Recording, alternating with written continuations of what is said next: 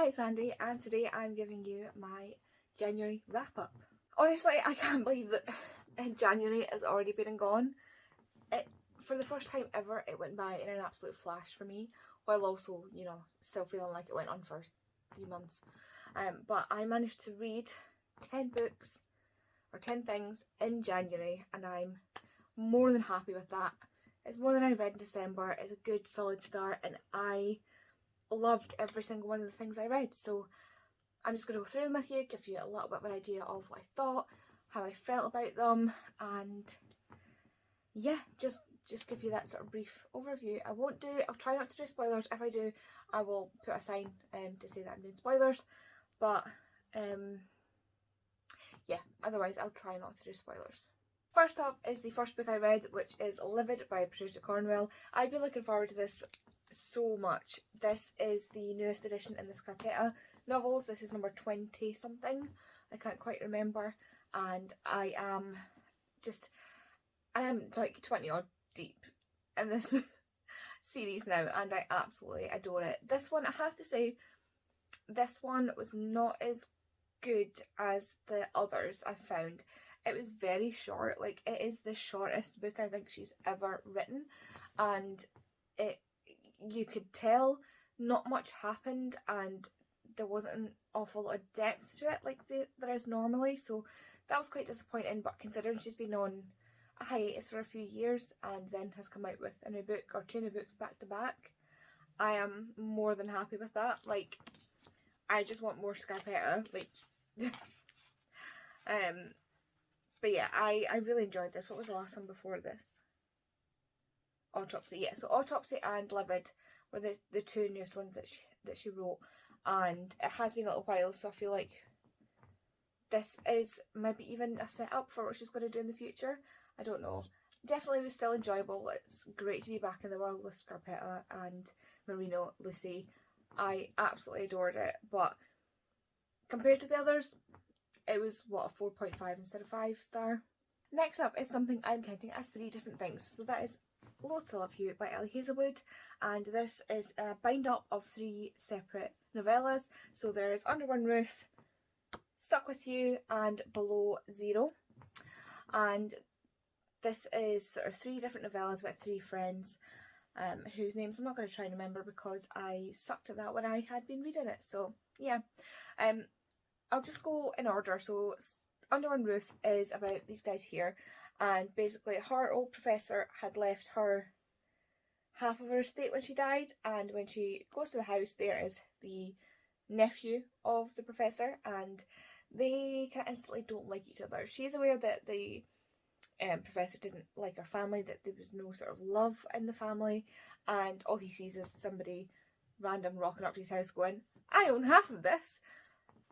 You can kind of understand where they kind of butt heads, but obviously it's an Ellie Hazelwood, it's resolved, they fall in love. It's a novella. It jumps time though, which is quite nice, because it's not like they go from hate to love and like that. It takes, I think, months of them interacting, but you just see snippets from like 6 months ago, 5 months ago, like that sort of thing, which I really appreciated. Next was Stuck With You, which is about our 2 main characters who end up stuck in a lift, and this is several months after they had an encounter where something went horribly wrong, and she ends up despising this guy, and you don't find out what it is until the end, and that is my biggest criticism of it. If this had been a full-length novel, I think it needed to be a full-length novel.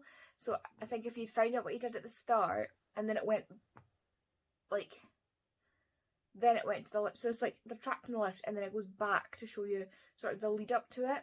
I would have liked that as a full-fledged novel, and I would like to find out what happened way before that, because by the time it got to it, I was like, mate, you need to take a chill pill. Like, it's not nearly as bad. I was thinking the same thing as he was thinking. Like, I was on the same page as him. Like, he'd accidentally like assaulted her or something, and it wasn't that at all. She just didn't think and didn't speak to him about something, and then it caused this whole thing to blow up. But that's just, lots of people, that was their favourite one. It just wasn't for me. And then my favourite, my number one, my babies, was Below Zero. Below Zero was my favourite. So this is about a woman who goes through like her PhD and everything and wants to work at NASA, specifically on the Mars missions. And this guy that she meets, who is the cousin of this character, and he works at NASA and she wants to go see something at NASA, so she sort of hooks them up to do that, and then they end up hooking up, and then later on when she gets a job at NASA, suddenly he is there, and it's like, and yeah, it's just, I love their story. I can't even describe it. I just love the way they are with each other. I love everything surrounding it, and like, I just love these two characters. I think they've been done so well, especially for it being a novella. Like, it was perfect. I absolutely loved it. I loved the atmosphere and the setting, and I just absolutely loved it. And immediately after that, this made me want to pick up my next read, which was The Martian. The Martian by Andy Weir. This is my 6th reread of it, and I annotated this time just in pencil because I was too scared to go in with pen. And yeah, basically because the character in Below Zero is obsessed with Mars, that made me instantly want to reread The Martian. It was the book for the Barely Adulting podcast anyway for this month, so I wanted to read it just to have it fresh in my mind to watch that discussion. I don't know if you need me to go on about The Martian anymore, but this is about Mark Watney, who is a botanist, engineer and NASA astronaut. He is on Mars with the Ares 3 crew. They are 6 days into their mission when their mission is scrubbed because of a storm, and while they're making their way to the MAV, which is the Mars Ascent Vehicle, to go back to their main ship Hermes, to go back to Earth, Mark is hit by a communication satellite and they can't find him. They have to abort because of the weather, because it's dangerous to life, and they believe that Mark has died on Mars on Sol 6. But Mark has not died. And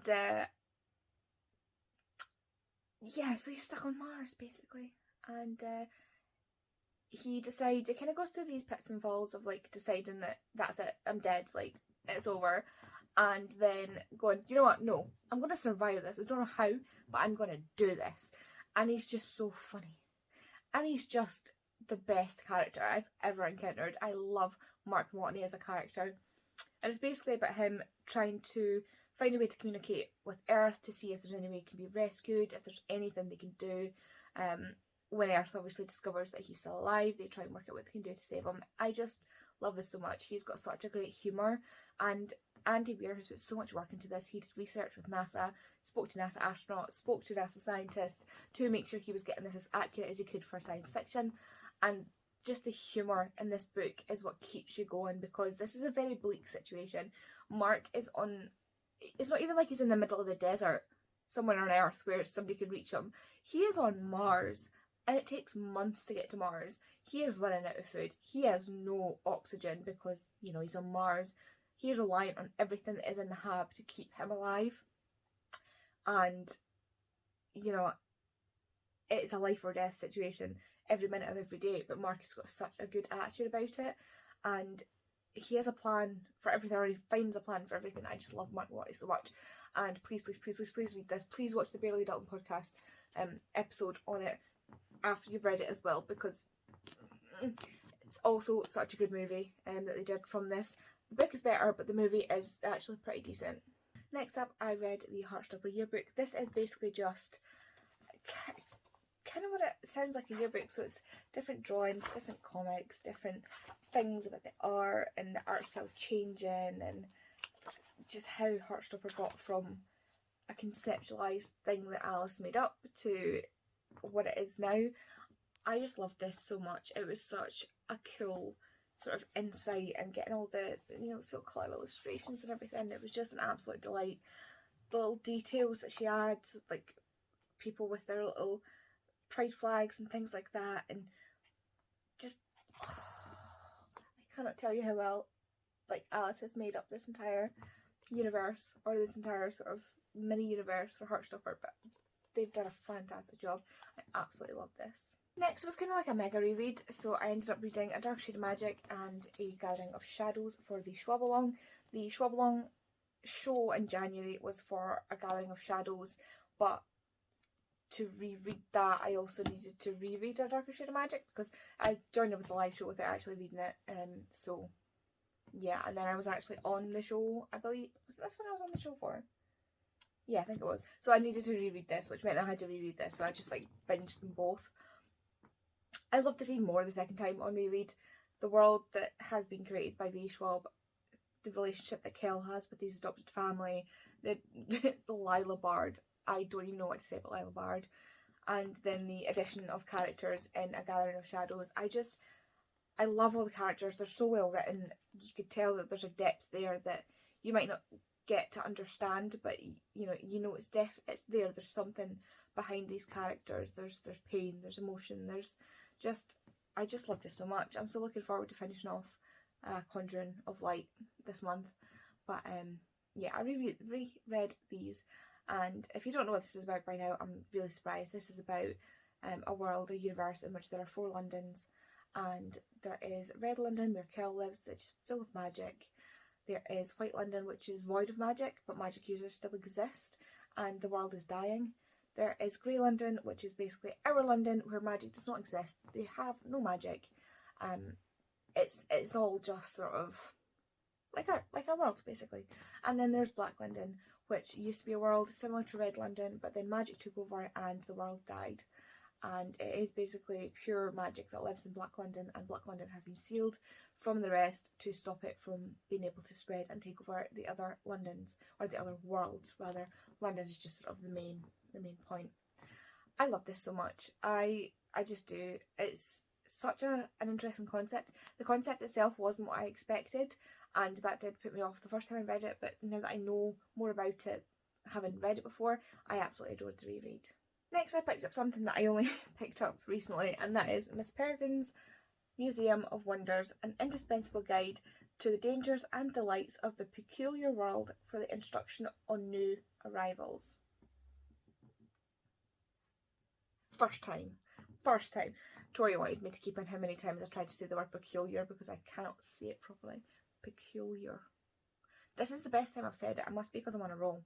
And basically, this is similar to the Heartstopper yearbook, but it's also similar to Tales from the Peculiar. So this is a book that exists within the peculiar world, and it is a guidebook almost, kind of like the Shadowhunter Codex, that is given to new peculiars, and it is an instruction manual basically on how to navigate the peculiar world. So it explains to you what they are, the kinds of peculiars there are famous peculiars, people you may not know are peculiars, what loops are, what different types of loops there are. It's just a fantastic book, and it's no, like, I can't think of the word, but there's annotated. It's annotated as well with thoughts from Miss Peregrine, which I think is really, really cool. So it's like Miss Peregrine has annotated this and given it to Jacob, who is the main character in the main Peculiar 6 novels. And I just really enjoyed this. I love the way Ransom Riggs writes this world. It's just absolutely fantastic. Ed and Andy here. I completely forgot that I read I Must Betray You by Ruta Sepetys. I forgot about this because I had to take it back to the library yesterday before I filmed this video, and that is why I had completely forgotten, and why for some reason I ended up thinking I'd only read 10 books, or only read 9 books. So this is a book about the revolution in Romania in 1989. It is sort of post Berlin Wall coming down, post World War II, and then Cold War Romania, and it is about these students, especially in Romania, deciding that they want their country back. They want their people to be fed. They don't want communism anymore. They want justice for the people, and deservedly so, and about them sort of rising up against that. It was a fantastic read. It read more like a YA than a adult fiction, and that was the only letdown for me, because I'm used to Ruta Sepetys writing being quite beautiful with their adult novels, but for a young adult novel, or even for slightly younger than young adult, I think this is a fantastic work, and it definitely gave me so much insight into a period of history that I've never researched or never looked into before, and it gave me that sort of boost to go and have a look into it. Fantastic book, definitely recommend, but it is also quite not quite graphic, but there is some trigger warnings that I would look out for. So yeah, that is it. That is every book I read in January. I genuinely thought I had more. 1, 2, 3, 4, 5, 6, 7, 8, 9. 9. I feel like I'm missing something, but I can't think. I thought Chain of Thorns was going to be in this one, but I finished that in February, so that's fine. But yeah, that was actually 9 things, not 10. So I think I might be missing something, but I'm unsure. Anyway, that is all the books that I read in the month of January. I really, really enjoyed every single one of them. Not a single one of them was a flop. Yes, Livid was ever so slightly disappointing, but, you know, not by much. And given the behemoth of the novels that Patricia Cornwell has written, and the fact that none of them have been even remotely disappointing, I think she's allowed 20 odd books in, so I'm more than happy with it. Just get to see my favourite characters again. So yeah, thanks for watching, and I will see you in the next video. Again, all my links and stuff are down below. I cannot tell you how much I appreciate everybody who's been clicking on my links. It has been making the world of difference to me and taking such a burden off of my shoulders, and making me feel, you know, a lot calmer about all the sort of medical stuff that I'm having to go through at the minute.